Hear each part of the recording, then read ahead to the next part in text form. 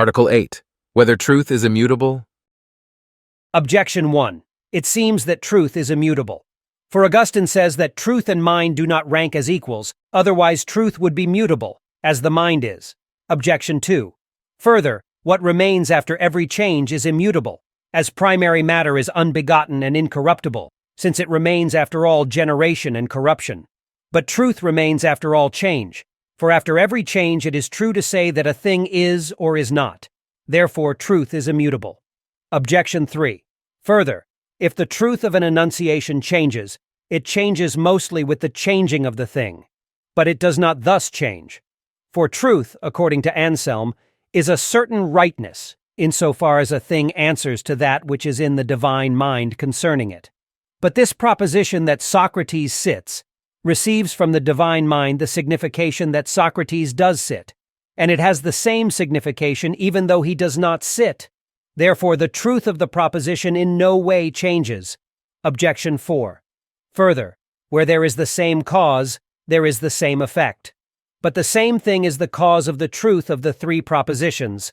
Socrates sits, will sit, sat. Therefore, the truth of each is the same, but one or other of these must be the true one. Therefore, the truth of these propositions remains immutable, and for the same reason that of any other. On the contrary, it is written, Psalm 11:2, truths are decayed from among the children of men. I answer that truth, properly speaking, resides only in the intellect, as said before, Article 1. But things are called true in virtue of the truth residing in an intellect. Hence, the mutability of truth must be regarded from the point of view of the intellect, the truth of which consists in its conformity to the thing understood. Now, this conformity may vary in two ways, even as any other likeness, through change in one of the two extremes. Hence, in one way, truth varies on the part of the intellect, from the fact that a change of opinion occurs about a thing which in itself has not changed, and in another way, when the thing is changed, but not the opinion, and in either way, there can be a change from true to false. If, then, there is an intellect wherein there can be no alternation of opinions, and the knowledge of which nothing can escape, in this is immutable truth.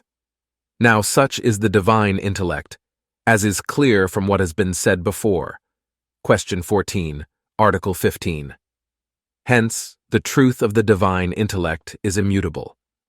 But the truth of our intellect is mutable, not because it is itself the subject of change, but insofar as our intellect changes from truth to falsity, for thus forms may be called mutable. Whereas the truth of the divine intellect is that according to which natural things are said to be true, and this is altogether immutable. Reply to Objection 1. Augustine is speaking of divine truth. Reply to Objection 2. The true and being are convertible terms. Hence, just as being is not generated nor corrupted of itself, but accidentally, insofar as this being or that is corrupted or generated, as is said in Phys.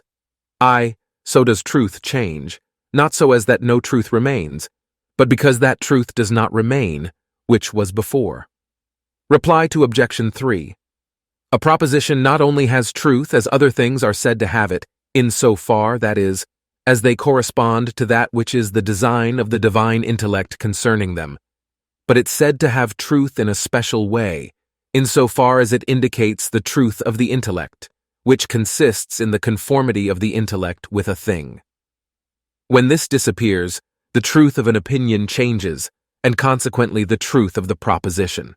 So therefore this proposition, Socrates sits, is true, as long as he is sitting, both with the truth of the thing insofar as the expression is significative, and with the truth of signification insofar as it signifies a true opinion. When Socrates rises, the first truth remains, but the second is changed. Reply to Objection 4.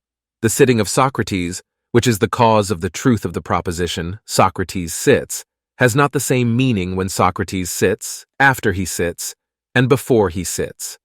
Hence the truth which results varies and is variously signified by these propositions concerning present, past, or future. Thus it does not follow, though one of the three propositions is true, that the same truth remains invariable.